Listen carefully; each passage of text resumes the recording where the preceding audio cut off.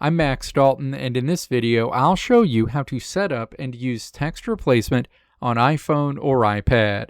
Step 1. Open the Settings app on your iPhone or iPad, scroll down, and tap General. Step 2. Tap Keyboard in the General Settings menu. Step 3. Tap Text Replacement near the top of the screen.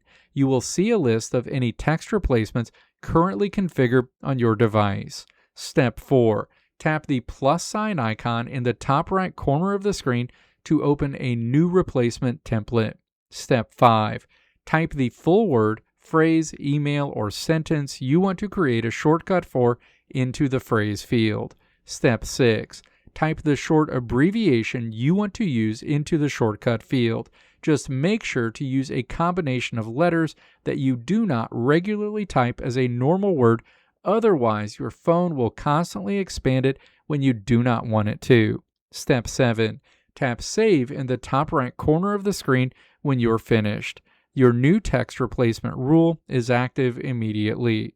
To use it, simply open any app where you can type, like Messages or Notes, type your shortcut letters, and then press the space bar. Your iPhone or iPad will instantly swap the shortcut out for your saved phrase. If you use multiple Apple devices, like a Mac computer or an Apple Watch, you do not need to repeat these steps on every single device.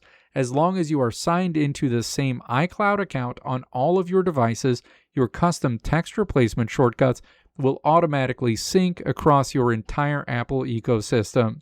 If you ever want to delete a shortcut you no longer use, just go back to the text replacement menu, swipe left across the specific shortcut you want to remove, and tap the red delete button. Let me know if this video helped you out in the comments below. If you liked what you saw here, click the video links on the right side of the screen to check out another video. Or click the logo on the left side of the screen to check out my tutorial website at www.maxdalton.how.